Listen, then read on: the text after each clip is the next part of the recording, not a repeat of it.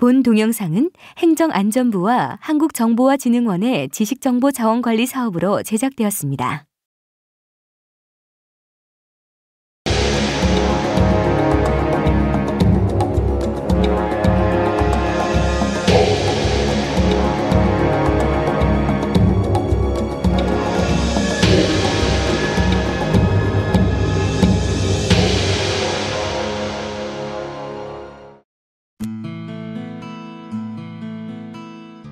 우리가 하늘에 떠있는 태양과 별을 바라보게 되면 그들이 하루에 한 번씩 동쪽에서 떠올라 서쪽으로 지게 되는 것을 알게 됩니다.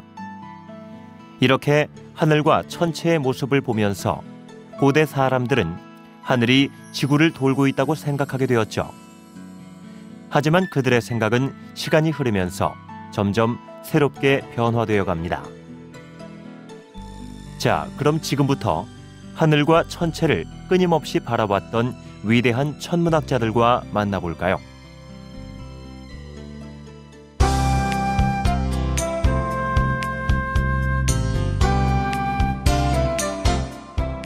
고대 그리스의 유명한 철학자 아리스토텔레스는 그 당시 지구가 평평한 바둑판처럼 생겼다고 여기던 많은 사람들에게 지구가 둥글다는 지구 구형설을 제시하게 됩니다. 아리스토텔레스는 천문학자는 아니었지만 정치, 예술, 윤리, 천문학 등 다방면에서 학식이 뛰어나 그 당시 사람들은 그의 말을 곧 진리라고 여길 만큼 아리스토텔레스에 대한 신뢰가 매우 높았다고 합니다. 아리스토텔레스는 지구가 둥글다는 자신의 학설을 증명하기 위해 두 가지 증거를 제시했습니다. 첫 번째는 월식이 진행될 때마다 달에 비친 지구의 그림자가 항상 둥글게 나타난다는 사실이었습니다. 구형의 물체만이 항상 둥근 그림자를 만들어낸다는 것을 내세운 증거였죠. 또한 남쪽으로 내려올수록 북쪽의 별을 볼 수 없게 되고 북극성의 고도가 감소하는 것을 증거로 지구의 모양은 둥근 원 모양임에 틀림없다고 주장했습니다. 그리고 그리스의 천문학자 하면 이 사람도 빼놓을 수 없습니다. 바로 당시 모든 천문학의 지식을 집대성해 13권의 책으로 출간한 프톨레마이오스입니다. 그의 책 알마게스트는 고대 그리스 천문학에 대해 알 수 있는 중요한 역할을 하고 있습니다.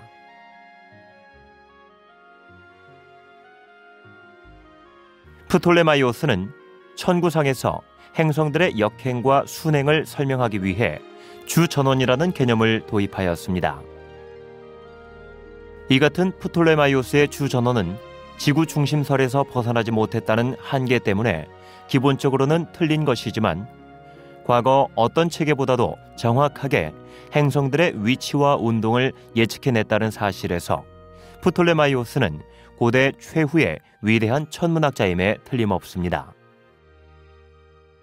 이제 천문학은 새로운 학문과 예술이 부활하던 르네상스 시기를 거치면서 폴란드의 천문학자 코페르니쿠스에 의해 새로운 지적 혁명을 맞이하게 됩니다. 코페르니쿠스는 모든 천체가 지구의 주위를 돌고 있다는 지금까지의 학설을 뒤엎고 처음으로 태양 중심의 우주 이론을 주장한 천문학자입니다.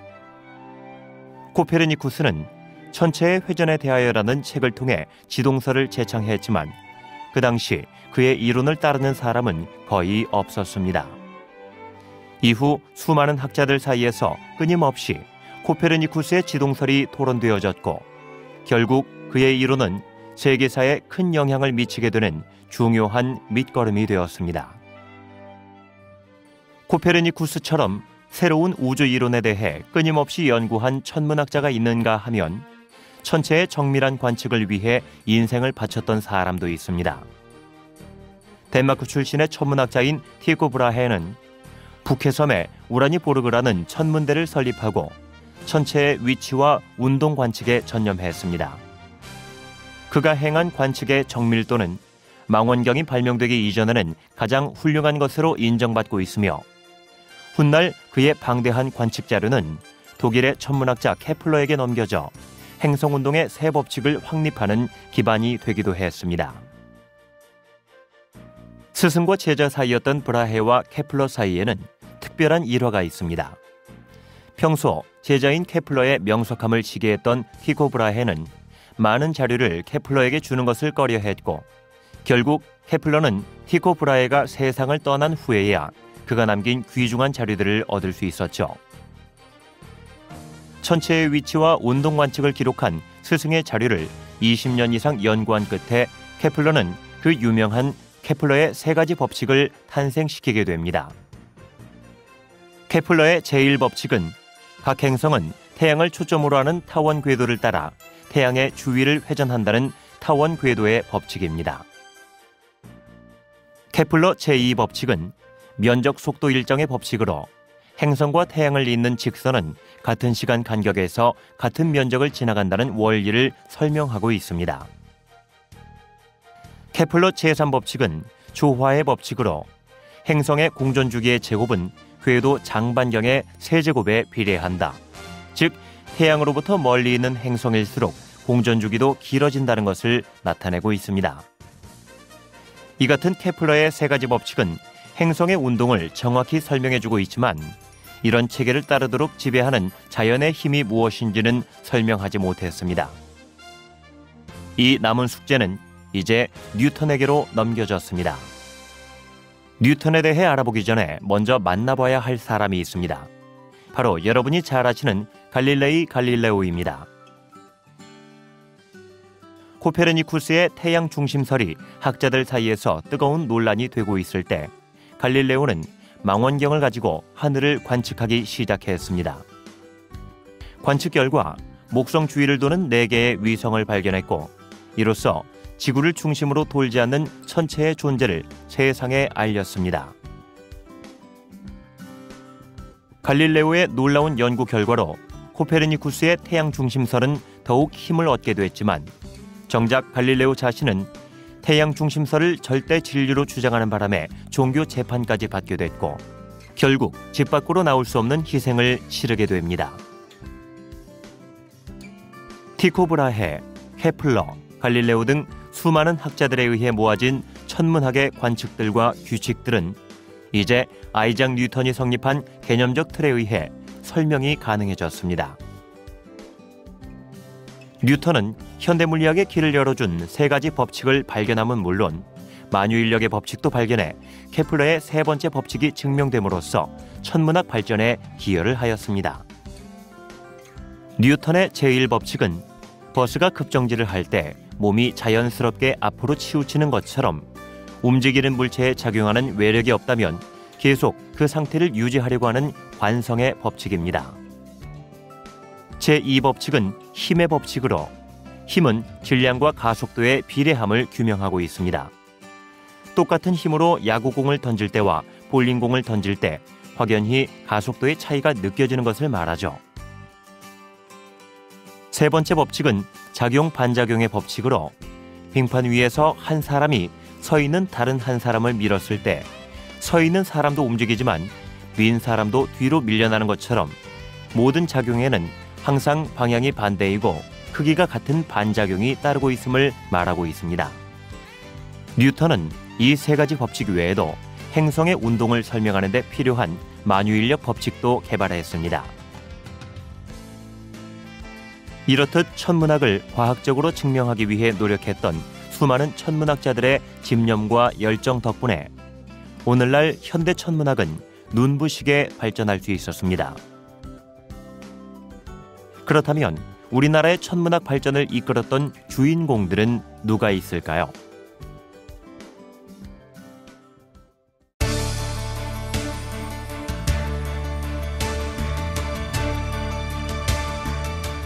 여러분은 한국의 천문학자에 대해 얼마나 알고 있나요?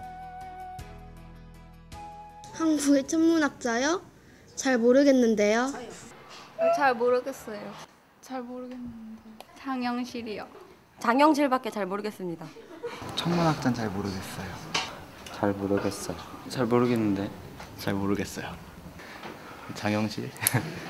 모르겠는데. 모르겠어요. 잘 모르겠어요. 이천? 한동현. 세종대왕. 그건 잘 모르겠습니다. 이렇게 여러분에게 잘 알려진 학자들도 있지만 그렇지 못한 분들도 아주 많습니다. 그럼 이제 오래전 이 땅 위에서 천문학이라는 학문을 꽃피웠던 자랑스러운 한국의 천문학자들을 만나볼까요? 먼저 고려 왕조 시기 가장 유명한 천문학자는 바로 오윤부입니다. 고려사 기록을 보면 그는 충렬왕 때 여러 관직을 거쳐 높은 관직까지 올라갔었고 별을 보고 사람의 길흉을 예언하는 점성술에도 뛰어났다고 합니다. 그리고 고구려 때 분실되었던 천문도인 천상열차 분야지도는 조선왕조 시대의 천문학자였던 류방택에 의해 천체들의 위치가 재계산되어서 석각으로 탄생하게 됩니다. 유일하게 돌에 새겨진 천문도 천상열차 분야지도는 우리나라에 현존하는 천문도 중 가장 오랜 역사를 자랑하며 지난 1985년 국보 제228호로 지정됐습니다. 또한 조선시대 최고의 과학자로 이름을 떨쳤던 이천은 간의, 소간의, 혼의, 혼상, 해시계 등 천문기기의 제작을 책임지면서 세종시대의 인쇄술 발달에 크게 공헌한 것으로 알려져 있습니다. 장영실, 우리에게 가장 익숙한 이름이죠. 사실 그는 천문학자라기보다는 공학자에 더 가깝습니다. 하지만 과학자 이천과 함께 해시계, 현주 1구 등 많은 천문기기를 제작하는 데 힘써 우리나라의 천문학 발전에 큰 도움을 준 중요한 인물입니다. 그리고 조선 전기 최고의 천문학자라 불리는 이순진은 천문, 역산, 지리, 수학 등의 분야에서 크게 공헌을 했으며 세종대왕의 명을 받아 옛 학자들의 자료를 엮어 천문, 역법 등의 여러 책들을 편찬하기도 했습니다. 또한 천문기기를 사용해 직접 천문을 관측하기도 했죠. 이순지와 함께 세종대의 천문, 역산 등의 분야에 크게 공헌한 또 한 사람이 김담입니다. 그는 이순지와 함께 칠정산 내외편을 저술했는데 이것은 조선을 기준으로 한 최초 역법이기도 합니다. 우리나라 최초의 기계식 혼의는 조선 후기 송영에 의해 제작된 것으로 추정되고 있습니다. 그가 제작한 것으로 추측되고 있는 이 혼천시계는 현재 고려대학교에 소장되어 있으며 국보 제230호로 지정되어 있습니다. 한국의 코페르니쿠스로 불리던 홍대용은 조선 후기 지전설을 주장했던 학자입니다. 최초의 지전설을 내세운 것은 조선 후기 학자 김성문이었지만 홍대용의 지전설은 지구의 자전은 받아들이고 공전은 받아들이지 않는 점에서 주목을 받고 있습니다.